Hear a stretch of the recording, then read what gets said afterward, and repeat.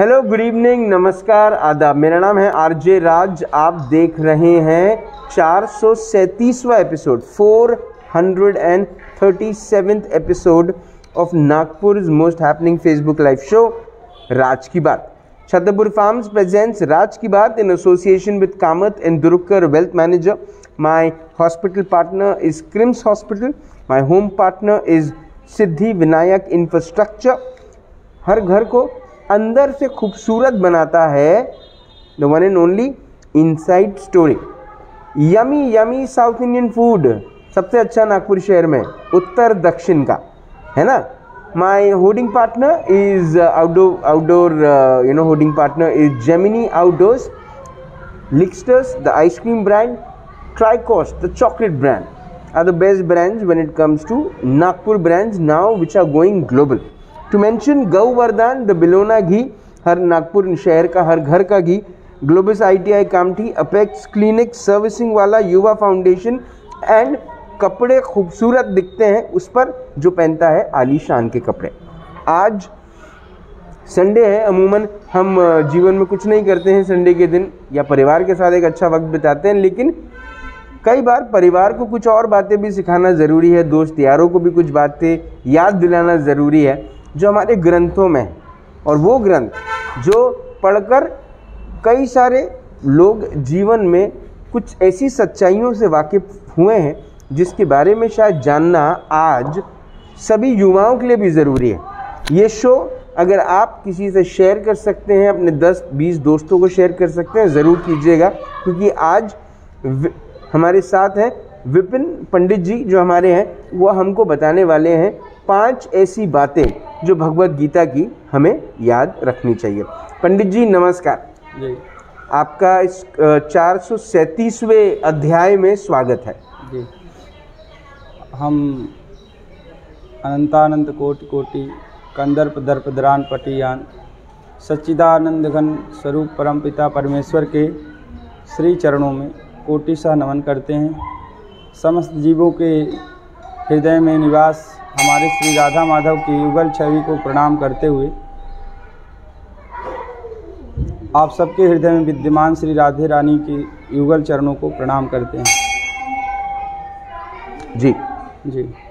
ये 5 बातें जो भगवत गीता की जो आज आपसे मैं जानना चाहता हूँ, कैसे देखते हैं इसको, क्या चीज़ें सीखने को मिलती हैं भगवत गीता से? जी।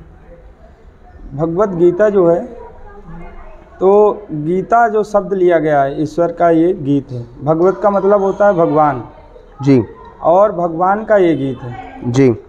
और भगवान का गीत माना जाना चाहिए कि ये समूचे प्राणियों के कल्याण के लिए ही होता है, जिसमें कि सबसे पहले गीता के बारे में आपको जानकारी होना चाहिए कि गीता जो है ये 18 अध्यायों से, ये महाभारत जो है, महाभारत में से 18 अध्यायों की एक वो है जिसको अर्जुन को भगवान ने बताया हुआ है जी। इसमें 700 श्लोक हैं। 700 श्लोकों में गीता की जो गुंजायमान है, जो एक सीढ़ी है, 700 श्लोकों में इसकी परिपूर्ण मानी जाती है जी। दूसरा, अर्जुन को बताते हुए भगवान ने इसमें कर्म योग, भक्ति योग और ज्ञान योग, ये तीनों योगों को पिरोया हुआ है अर्जुन को माध्यम करके।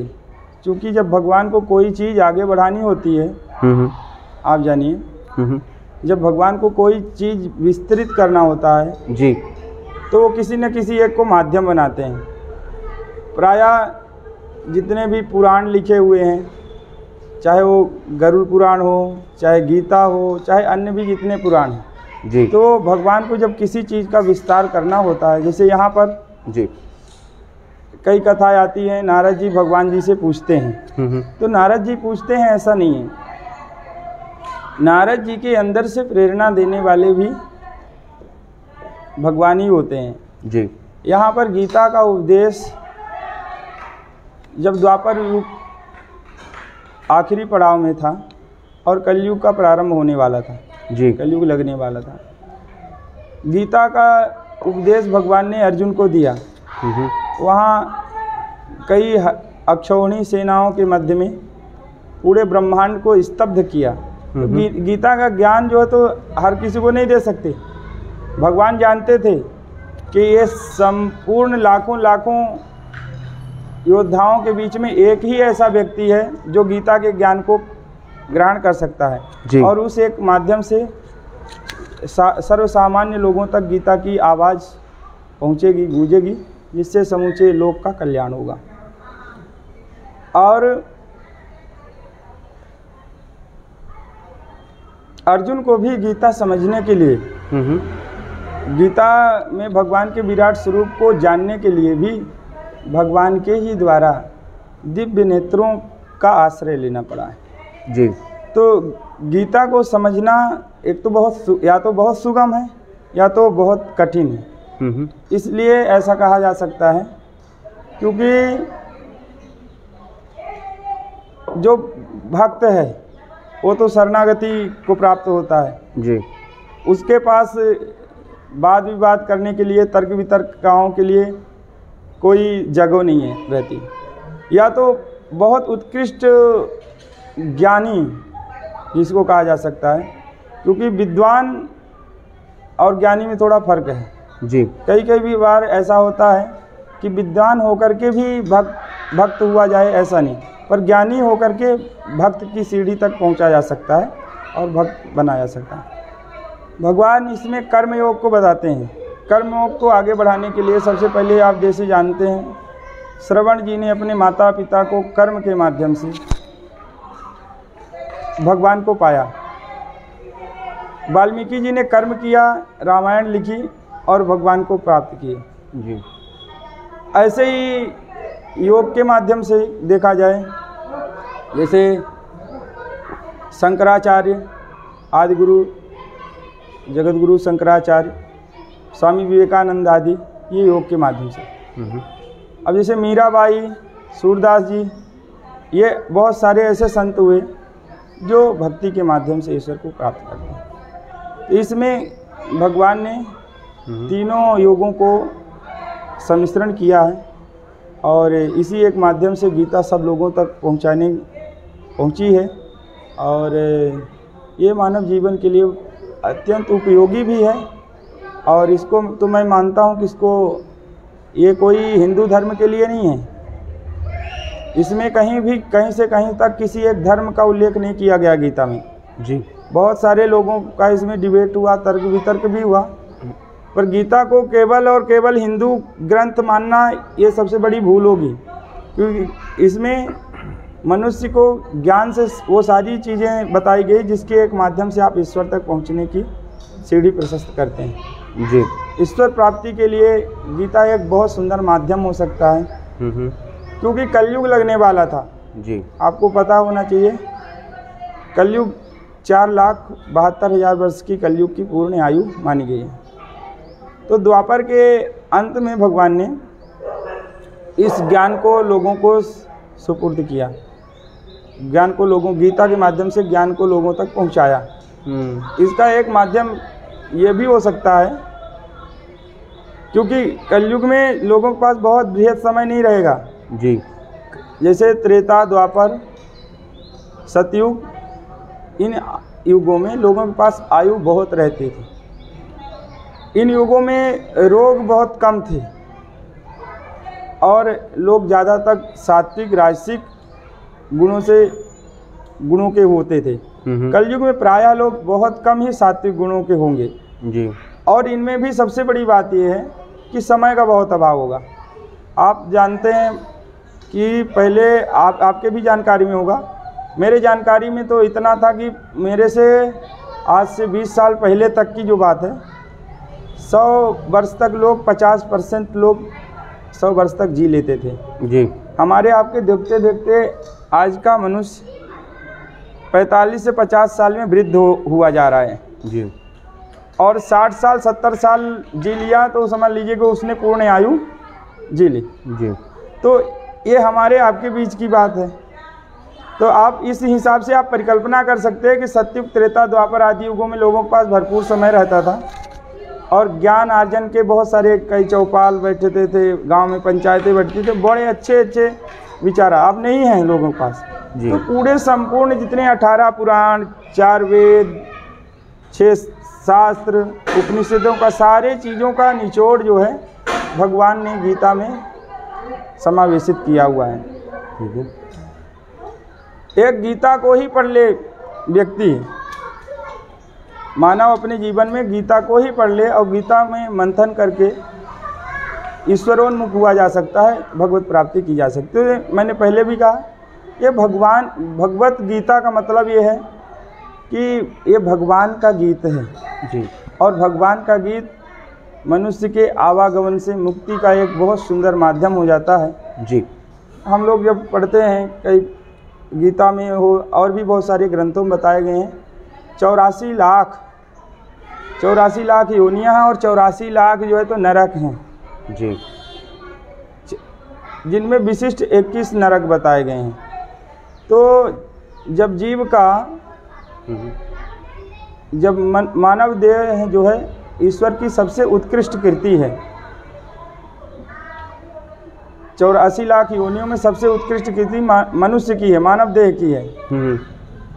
तो उसने जब मनुष्य को बनाया, उससे प्रेम किया और उसको प्रेम करने के बाद उसने एक अवसर दिया कि आप जो है बार बार जन्म और मरण के बंधन से मुक्त हों। इसके लिए उसको विशाल बुद्धि का मालिक बनाया जी, है ना। तो जब उसको इस विशाल बुद्धि का मालिक बनाया तो उसने कहा मेरे कंसेप्ट को समझिए, मेरे सेटअप को समझिए, मेरे ये जो यूनिवर्स है, जो सारी चीज़ें हैं, इसको आप समझिए जी। इस एक माध्यम के लिए बुद्धि बहुत श्रेयस्कर रहेगी, उसने बुद्धिमान बनाया और कहा आप मुझ तक पहुँचिए और बार बार जन्म और मरण के बंधन से मुक्त होइए। तो इस एक भावना से ईश्वर ने गीता का उपदेश जीवों के लिए दिया है। और विशेष क्या जानकारी आपको चाहिए? 5 ऐसी चीज़ें हाँ जो किसी भी व्यक्ति को हाँ भगवत गीता से सीखने को मिलती हैं और वो उसे याद रखनी चाहिए। मतलब है तो बहुत सारी, लेकिन मिनिमम 5 बातें जी। पहले बताया मैंने आपको, सबसे पहले तो ये कि श्रीमद् भगवत गीता जी सार्वभौमिक है जी, जो सबके लिए है। यपितु श्रीमद् भगवत गीता के एक श्लोक, आधे श्लोक, क्योंकि इसमें भगवान के एक एक शब्दों की जो है तो श्यामलता समाई हुई है जी। ये कान में पढ़ने से ही मानव के बहुत सारी इंद्रियां पवित्र होती हैं, मानव का कल्याण होता है।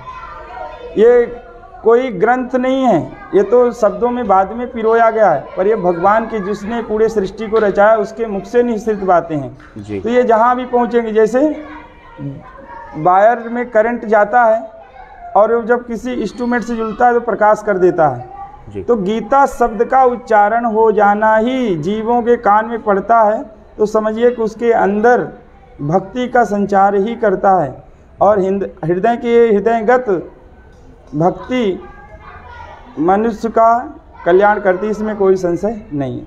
एक दूसरा ये है, इसमें 700 ही श्लोक क्यों हैं? श्रीमद् भगवत गीता में 700 श्लोकों से इसको पिरोया गया है। 700 श्लोकी की जो एक माला बनती है, आप ऐसे समझ सकते हैं कि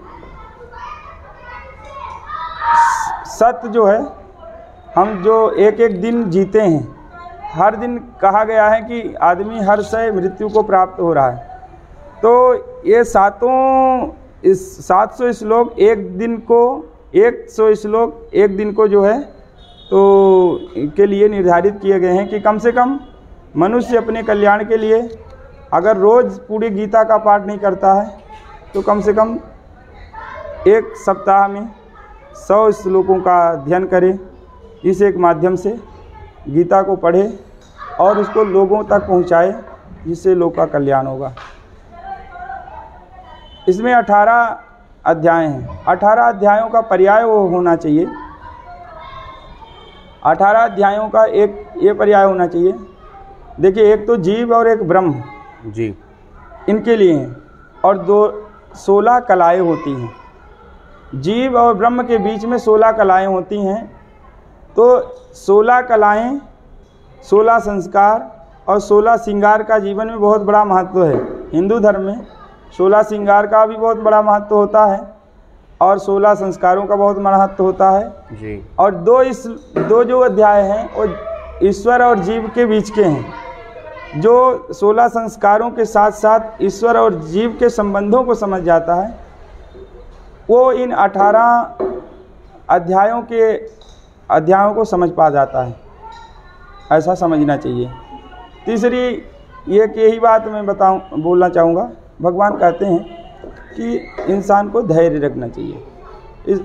उन्होंने इस विषय पर ज़्यादा जोर दिया कि आप कर्म कर सकते हैं। गीता में भगवान ने कहा कर्मण्ये वाधिकारस्ते माँ फलेषु कदाचनम माँ कर्म फल हेतु भूर्मा ते संगोस्तु कर्मणि।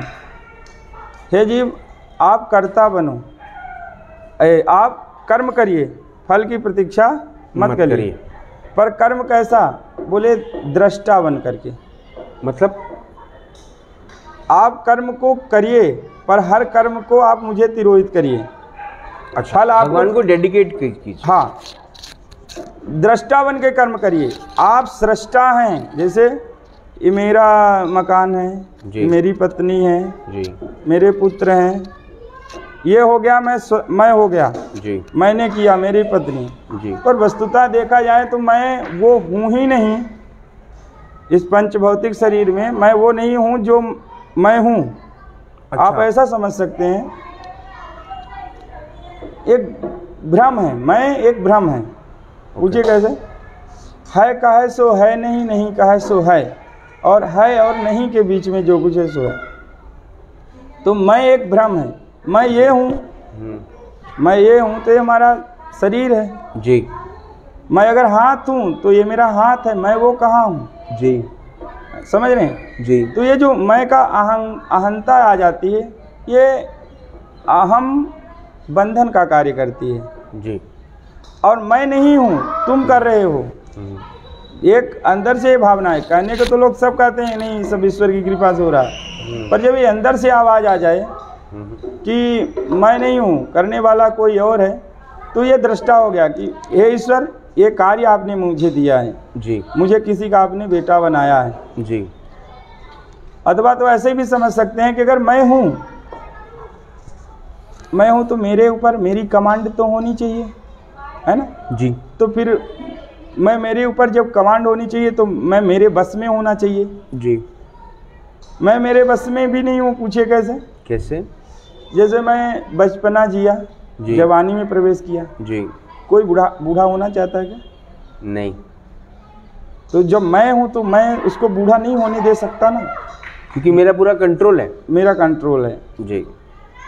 तो कहीं ना कहीं मेरी आंखों में रोशनी मेरी चली जाती है, कभी हमको सुनाई कम देने लग जाता है। सच बात है। कभी हम लगड़े हो जाते हैं, चलना फिरना दूबर हो जाता है। इसका मतलब ये है कि मैं नहीं हूँ। वो जो मैं हूँ, उसी मैं को पहचानने के लिए गीता का उपदेश भगवान ने दिया है। तो मैं क्या हूँ? बोले अहम ब्रह्मास्मि, मैं ब्रह्म हूँ, मैं ब्रह्म हूँ। तो फिर एक शब्द और आता तो तुम कौन? तो बोले तत्त्वमसि, तुम भी ब्रह्म हो। अच्छा। फिर ये पूरा जगत क्या है? तो बोले सर्वम खलविदम ब्रह्म। मतलब परमात्मा की सत्ता एक एक कण कण में, अणु अणु में समावेशित है। हर जर्रे जर्रे में उसकी सत्ता विद्यमान है। ऐसा समझना चाहिए। तो वो कर रहा है। अब जब मैं कर रहा हूँ और वो कर रहा में फ़र्क इतना है, आप किसी काम को कर रहे हैं, उसमें गलती हो रही है जी, तो उसका पूरा दोषारोपण आप पर जाने वाला है जी। अब उस दोषारोपण की खलिश आप कैसे मिटाएंगे? पर कर वो रहा है, आपसे मिस्टेक हो रही है जी। जब आप कर्तापन का भाव आपके अंदर रहेगा तो आपको माफ़ी की गुंजाइश नहीं है, क्षमा की गुंजाइश नहीं है जी। पर अगर आपको दृष्टापन का भाव है कि नहीं, मुझे आपने एक एक्ट दिया है, 90 साल 100 साल की एक स्क्रिप्ट है, उस पर आपने मुझे एक एक्ट दिया है जी, मैं उसको अच्छे से निभा सकूं, तो उस एक एक्ट में मैं जीवन की यात्रा जब शुरू करता हूं तो पहले तो किसी का पुत्र बनता हूं जी, है ना, फिर किसी हमारे भाई बहन बंधु ये सब बनते चले जाते हैं जी। फिर धीरे से और बहुत सारी जिम्मेदारियां आती हैं जो सर्वविदित है। माता बनते हैं, पिता बनते हैं, पत्नी पति बनते हैं। तो ये सारे जो ऐड होते चले जाते हैं, इनमें अपनी जिम्मेदारियों को निभाते हुए दृष्टा बन करके कार्य करते चलना है। और दृष्टा की भांति जब इसको भगवान को तिरोहित करते हैं, हर दिन की एक जो अपनी कर्म की वो है, कर्म का फल है, उसको भगवान को अर्पित करते हैं। कर्म का श्रेय है, श्रेय की प्रियता नमम, मतलब ये आपके प्रसन्नता के लिए, पर मेरा नहीं है जी। तो इस भाव, ये जब भाव जीव के अंदर हृदयगत हो जाता है जी, तो ईश्वर को समझ पाता है। इसी एक बात पे जोर देने के लिए देखिए, भगवान का गीता प्रदान करने का एक ये भी भाव होता है। और दूसरा, जब हम बहुत सारी चीज़ों को नहीं ले सकते, बहुत यज्ञ नहीं कर सकते, बहुत अनुष्ठान नहीं कर सकते, ज़िंदगी बहुत छोटी है। अब ये छोटी सी ज़िंदगी में आपको वो हर कुछ करना है जो एक लौकिक धर्म के लिए ज़रूरी भी है जी। जैसे आप किसी के पुत्र हैं, एक लौकिक धर्म भी है, तो उनके प्रति आपकी कुछ जिम्मेदारियाँ बनती हैं।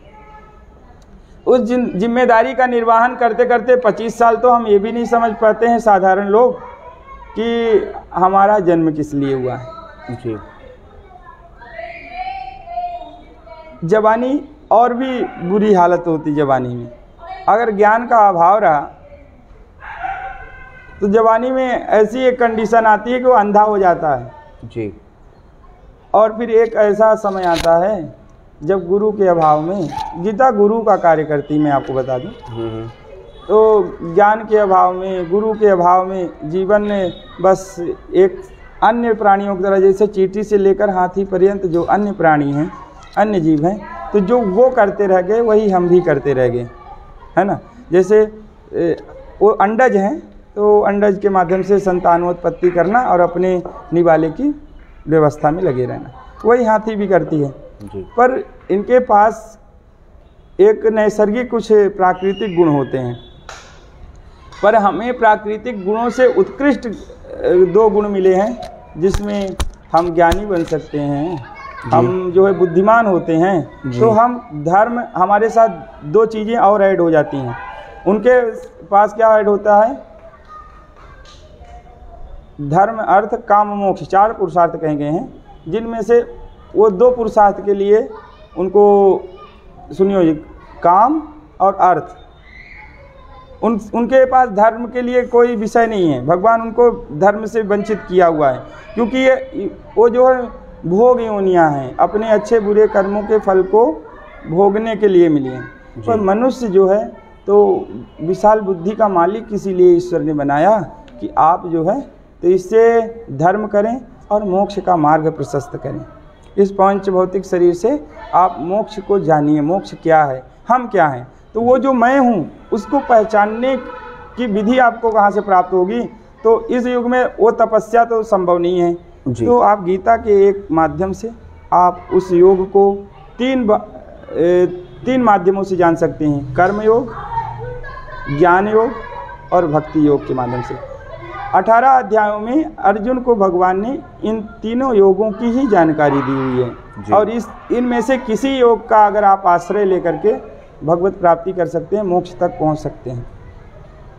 अब आपको बता दूं, उस मैं की खोज हम शुरुआत कहाँ से करें? बचपने में तो साधारणतः हम सब जान पाते नहीं। एक कथा में मैंने सुना था कि एक गांव में आग लगी, वो बहुत बड़ा कबीला था, परिवार था, सभी लोग भाग गए। ऐसे जैसे कबीलों में एक साथ वो सटे हुए घर बने रहते हैं, सभी लोग भाग गए, उसमें 2 लोग बच गए। अब आग जो है तो अपने चरम पर थी, उन 2 लोगों का बच पाना संभव नहीं था जी। इसका एक कारण ये भी था कि एक व्यक्ति लंगड़ा था, दूसरा व्यक्ति अंधा था। अंधा उसी ओर जाता था जहाँ आग की लपटें ज़्यादा थी जी, और लंगड़ा चल नहीं पा रहा था। दोनों के मन में एक विचार आया। लंगड़े को एक युक्ति सूझी, भाई इधर आ, कहीं से आवाज़ आई। उसने इधर, जिधर से आवाज़ आई उस ओर दौड़ते दौड़ते अंधा व्यक्ति चला गया। बोले अपन 2 ही बचे हैं इस आग के बीच में जी, अपन भी सुरक्षित बच सकते हैं जी। पर सुरक्षित बचने के लिए एक उपाय करना पड़ेगा। बोले क्या उपाय? बोले मैं चल नहीं सकता और तू देख नहीं सकता, मैं तेरे कंधे पे बैठूं क्या?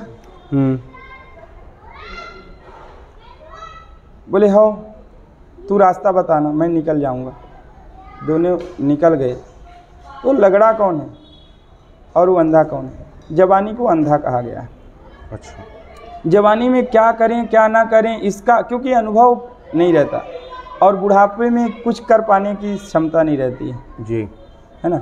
जैसे बचपने में कितनी एक्टिविटी रहती है, बच्चे फुदकना, बहुत कुछ कर गुजरना चाहते हैं, हर चीज़ की तलाश में रहते हैं। पापा ये क्या है, अपने परिजनों से पूछते हैं ये क्या है, इसका क्या महत्व है, वो बहुत सारा कुछ कर लेना चाहते हैं जी, पर वो करते करते सब कुछ तोड़ देते हैं जी, क्योंकि उनके पास अनुभव नहीं है जी। एक समय ऐसा आता है जब उनका ज्ञान जी, जब उनका ज्ञान और उनकी ऊर्जा ये दोनों बराबर होती हैं जी, पर ज्ञान उतना अच्छा नहीं होता जिससे वो अपना स्वतः का कल्याण, क्योंकि अभी तक उन्होंने अनुभवी व्यक्ति का आश्रय नहीं लिया।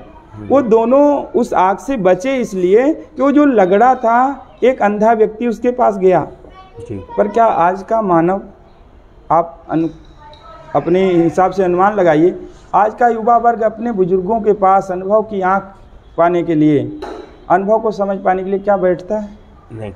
घंटे घंटे रात के 12-12 1-1 बज रहे हैं, लोगों को नींद की बीमारियां आ रही हैं, लोग सो नहीं पा रहे हैं। पूरी जो प्राकृतिक नियम है उन सभी को ताक पर रख दिया है आज का युवा वर्ग जी।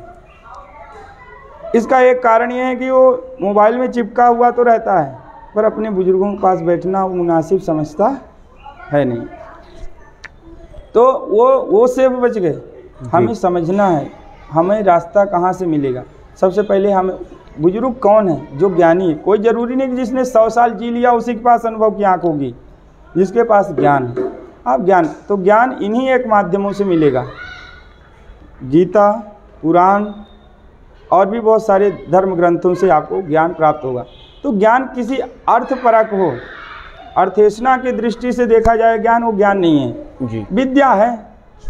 जैसे किसी को इंजीनियरिंग करना है, केमिकल इंजीनियर होते हैं, सिविलियंस होते हैं ना जी, तो वो क्या है? अर्थपरक है जी।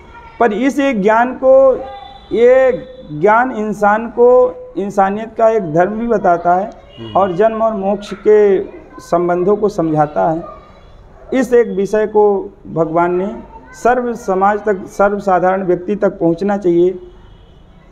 ये भगवान का गीत है। भगवत गीता का मतलब है, जैसा पहले भी बताया, ये भगवान का गीत है और ये गीत हर कानों में गुंजायमान होना चाहिए, जिससे मानव जाति अपना परम कल्याण कर सके।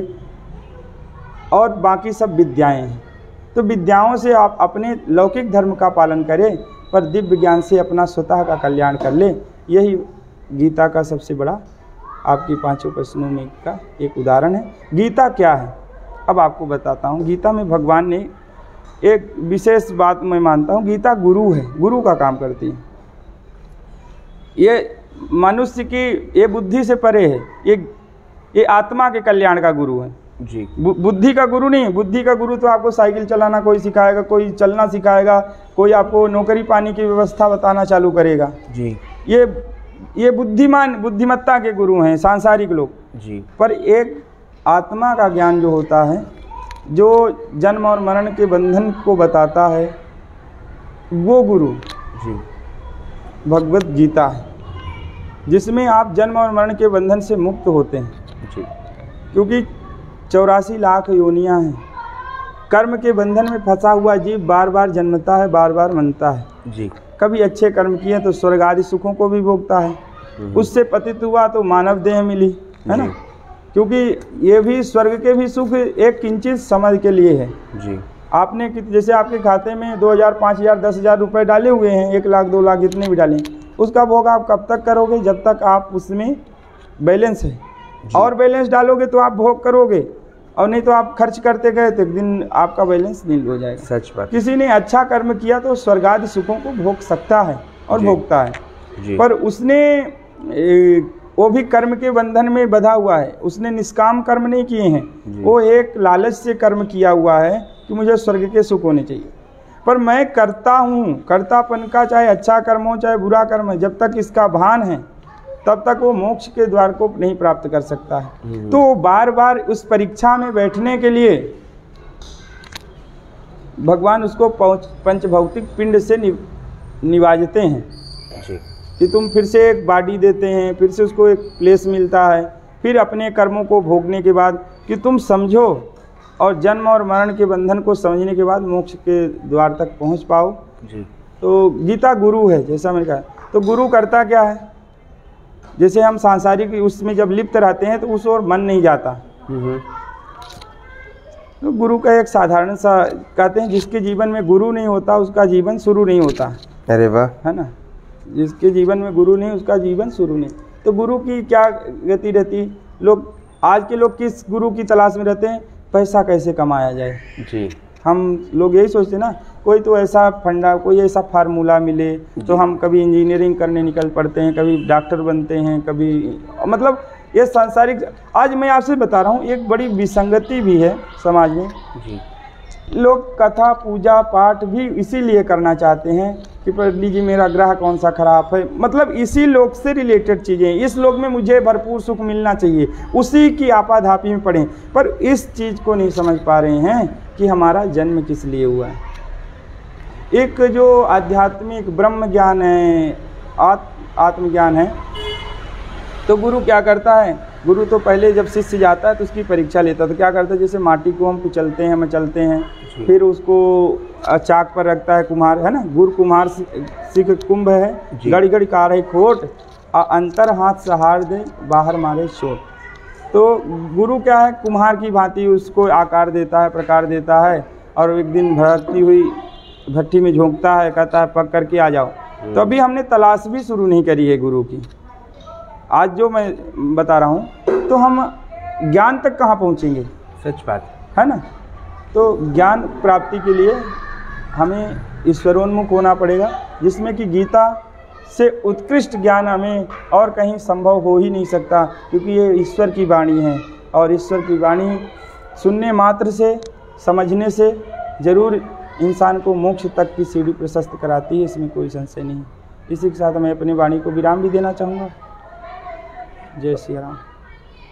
महाराज जी, आज आपने हमको भगवत गीता के बारे में, भगवत गीता के ज्ञान के बारे में जो हमको बातें बताई, वो शायद बहुत कम शब्दों में बताई, लेकिन एक और सेशन में आपके साथ करूँगा जहाँ पर मैं जानना चाहूँगा कि मौत के बाद क्या होता है।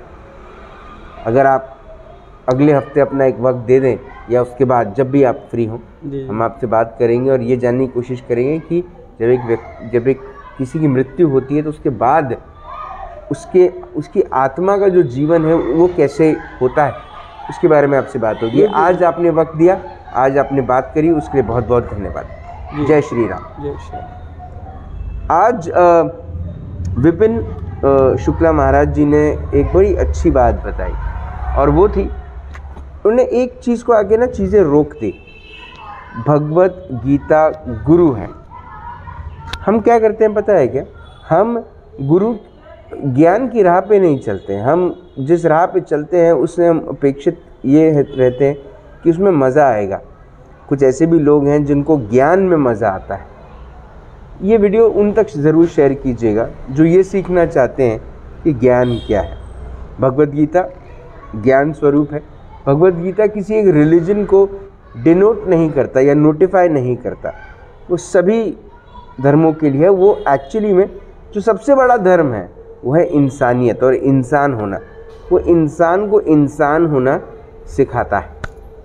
कल शाम को 5 बजे होगी मुलाकात इन राज की बात। तब तक आप अपना ध्यान रखें, सुरक्षित रहें, स्वच्छ रहें, स्वस्थ रहें, मस्त रहें, खुश रहें, व्यस्त रहें, परिवार के साथ एक अच्छा वक्त बिताएं।